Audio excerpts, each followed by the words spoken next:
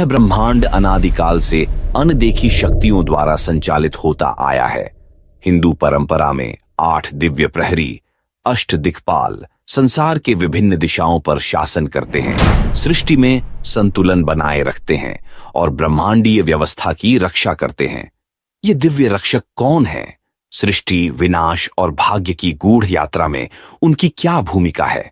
इस आध्यात्मिक अन्वेषण में हम इन महान शक्तियों की गाथाओं, उनके प्रभावों और उद्देश्य को जानेंगे तथा हिंदू शास्त्रों और अनुष्ठानों में उनकी गहरी महत्ता को समझेंगे। तैयार हो जाइए एक ऐसी यात्रा के लिए जहां पौराणिक कथाएं ब्रह्मांडीय नियमों से मिलती है, जहां प्रकृति की शक्तियां और दिव्यता एक हो जाती है। समय के अस्तित्व में आने से पहले, मानचित्रों के रचे जाने से पूर्व, यह ब्रह्मांड अदृश्य किंतु सदा उपस्थित शक्तियों द्वारा संचालित होता था।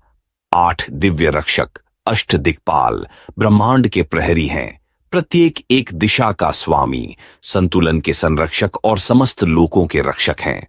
पूर्व दिशा के महाबलशाली इंद्र से लेकर दक्षिण पश्चिम में स्थित रहस्यमयी निवृत्ति तक प्रत्येक दिक्पाल एक तत्व, एक सद्गुण और एक ऐसे लोक पर शासन करता है जिसे सामान्य मानव की बुद्धि समझ नहीं सकती। द्रोण मृदु स्वर में नेत्र खुलते हुए, 8 दिक्पाल धर्म के शाश्वत प्रहरी, इंद्र पूर्व दिशा के अधिपति, देवों के राजा, मेघ और वज्र के स्वामी। उनका वज्र अंधकार का नाश करता है और नए युग का आरंभ करता है। अग्नि आग्नेय दिशा के स्वामी, अनंत ज्वाला समस्त लोकों के पावक। उनकी ज्वाला अज्ञान को भस्म कर आत्मा को प्रकाश की ओर ले जाती है। इन दिव्य शक्तियों को समझना स्वयं अस्तित्व के मूल तत्वों को समझना है। इनका सामर्थ्य ही भाग्य की दिशा को निर्धारित करता है। यम दक्षिण के रक्षक, धर्म के स्वामी, प्रेतलोक के न्यायाधीश। वे मनुष्यों के कर्मों को तौलकर मृत्यु के बाद उनके भाग्य का निर्धारण करते हैं। निवृत्ति नैऋत्य दिशा की अधिष्ठात्री, दुर्भाग्य और विनाश की देवी। वे चक्रों के अंत, पतन और पुनर्जन्म से पूर्व के संहार की प्रतिरूप हैं। वरुण पश्चिम के स्वामी, ब्रह्मांडीय नियमों के रक्षक, वह महासागर जो समस्त असत्य को अपने भीतर समा लेता है। उनकी दृष्टि आत्मा के सबसे गूढ़ सत्य को भेद देती है। वायु वायव्य दिशा के स्वामी, प्राण वायु के अधिपति, जो अदृश्य होते हुए भी प्रत्येक झोंके और आंधी में विद्यमान है। उनका अस्तित्व ही जीवन और गति प्रदान करता है। कुबेर उत्तर दिशा के स्वामी, स्वर्ग के कोषाध्यक्ष, धन और समृद्धि के रक्षक। वे उन पर कृपा बरसाते हैं जो संतुलन का सम्मान करते हैं। ईशान ईशान दिशा के रक्षक, शिव के दिव्य स्वरूप, शुद्ध चेतना की ब्रह्मांडीय शक्ति। वे देवताओं और मनुष्यों के लोकों को जोड़ने वाली शक्ति हैं। उन्हें समझना स्वयं अस्तित्व के मूल तत्वों को समझना है। उनका सामर्थ्य ही भाग्य की दिशा को निर्धारित करता है। अष्ट दिक्पाल ब्रह्मांडीय दिशाओं के शाश्वत प्रहरी हैं। प्रत्येक अपने क्षेत्र में संतुलन स्थापित करता है। उनका उद्देश्य सृष्टि में व्यवस्था बनाए रखना, संसार को अराजकता से बचाना और स्वयं अस्तित्व के संचालन में सहायक शक्तियों का संरक्षण करना है। परंतु आप पूछते हैं, क्या वे अपना कर्तव्य अष्ट भैरवों के साथ साझा नहीं करते? हाँ, और फिर भी वे भिन्न हैं। भैरव स्वयं शिव के उग्र स्वरूप हैं, दिव्य न्याय के प्रवर्तक, माया के संहारक। वे तब प्रकट होते हैं जब संतुलन डगमगाने लगे, जब अंधकार अपनी सीमाओं से परे बढ़ जाए। परंतु दिक्पाल सदा सतर्क रहने वाले रक्षक हैं। वे हस्तक्षेप नहीं करते जब तक स्वयं सृष्टि की वास्तविकता संकट में न आ जाए। जहां भैरव प्रलयंकारी क्रोध लाते हैं, वहीं दिक्पाल ब्रह्मांडीय संतुलन को बनाए रखते हैं। दो शक्तियां भिन्न फिर भी आपस में गूंथी हुई, दोनों मिलकर अस्तित्व के नृत्य को रचती हैं। इंद्र पूर्व दिशा के अधिपति, देवताओं के राजा और वर्षा के प्रदाता। वे तूफानों और उर्वरता की शक्तियों के स्वामी हैं, जो धरती को समृद्ध बनाते हैं और जीवन समृद्धि लाते हैं। उनका वज्र, दिव्य वज्रास्त्र, अज्ञान और अंधकार को नष्ट करता है, नए आरंभ का मार्ग प्रशस्त करता है। अग्नि आग्नेय दिशा के स्वामी, शाश्वत ज्वाला, परम पवित्र करने वाले। वे प्रत्येक यज्ञ में, प्रत्येक पवित्र अर्पण में विद्यमान हैं। अग्नि सृजनकर्ता भी हैं और संहारक भी। उनका कार्य है अशुद्धियों को भस्म करना और आत्माओं को ज्ञान के प्रकाश की ओर अग्रसर करना। उनकी ज्वाला मानव और दिव्यता के बीच की सेतु है।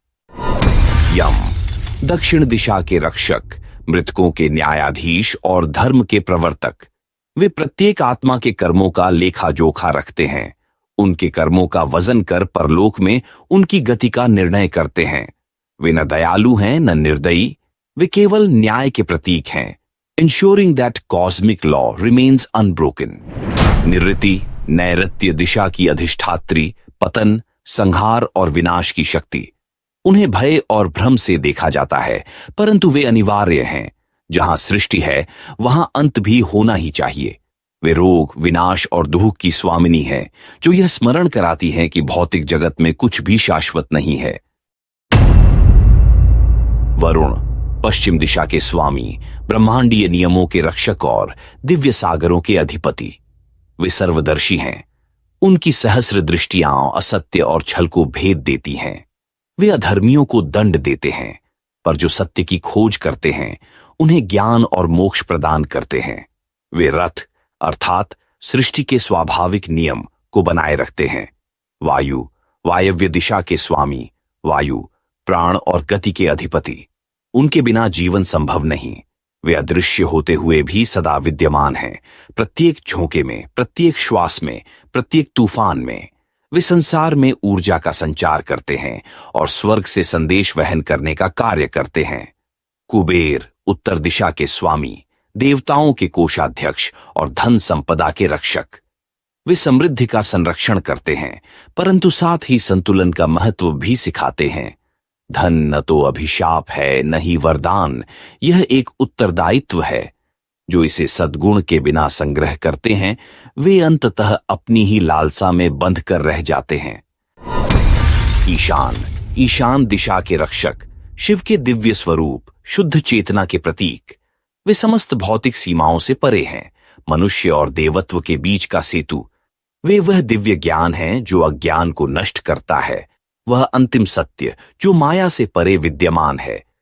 उन्हें समझना स्वयं अस्तित्व के मूल तत्वों को समझना है। उनका सामर्थ्य ही भाग्य की दिशा को निर्धारित करता है। अष्ट दिक्पाल शास्त्रों में कैसे चित्रित किए गए हैं? हिंदू मूर्तिकला में दिक्पालों को विशिष्ट वाहनों, वहन और अस्त्र शस्त्रों के साथ चित्रित किया जाता है, जो उनकी दिव्य सत्ता का प्रतिनिधित्व करते हैं। विभिन्न ग्रंथों में इनके स्वरूपों में भिन्नता हो सकती है, परंतु उनका मूल तत्व एक ही रहता है। प्रत्येक रक्षक अपने पवित्र वाहन पर आरूढ़ होते हैं।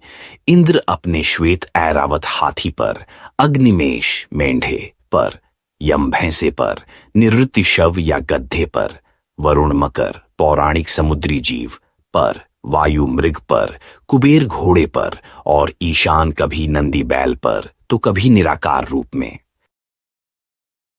क्या दिक्पालों की पूजा वैदिक एवं तांत्रिक अनुष्ठानों में होती है? हां, वैदिक और तांत्रिक परंपराओं में दिक्पालों को पूजनीय माना जाता है और विभिन्न अनुष्ठानों में इन्हें आमंत्रित किया जाता है। मंदिर निर्माण, यज्ञों और नित्य प्रार्थनाओं में इन्हें सम्मान दिया जाता है। प्रत्येक पवित्र अनुष्ठान से पूर्व दिशाओं के इन संरक्षकों को आमंत्रित किया जाता है ताकि स्थान पवित्र हो और दिव्य सुरक्षा प्राप्त हो।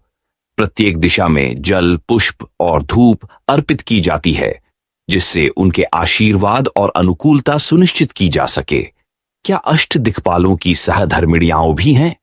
हां, शास्त्रों में दिक्पालों की दिव्य पत्नियों का उल्लेख मिलता है, जो उनके शक्ति एवं संतुलन के द्वैत स्वरूप को दर्शाती हैं। इंद्र की पत्नी शची, अग्नि की स्वाहा, यम की धूमोरना, वरुण की वारुणी और कुबेर की यक्षिणी रद्दी कही जाती है। जैसे ब्रह्मांड द्वैत में संतुलित रहता है, वैसे ही ये रक्षक भी।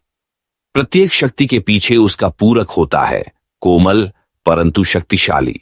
साथ मिलकर वे केवल व्यवस्था ही नहीं बल्कि समरसता भी बनाए रखते हैं। क्या अष्ट दिक्पालों का उल्लेख वेदों में मिलता है? हां, ऋग्वेद और यजुर्वेद में इन संरक्षकों को ब्रह्मांडीय शासकों के रूप में संदर्भित किया गया है। बाद के पुराणों में इनके स्वरूपों और कर्तव्यों का अधिक विस्तार से वर्णन किया गया, जिससे उनके गहरे आध्यात्मिक और दार्शनिक पक्ष उजागर हुए। इनके नाम प्राचीन आर्चाओं में गूंजते हैं। वेदों की अनादि गाथाओं से लेकर भव्य मंदिरों तक उनका प्रभाव प्रत्येक पवित्र स्थल में व्याप्त है। यदि आप भी ब्रह्मांड के इन रहस्यों से उतने ही मोहित हैं जितने हम, तो इस वीडियो को लाइक करें, सब्सक्राइब करें और साझा करें, ताकि अधिक लोग इन प्राचीन रहस्यों से परिचित हो सकें।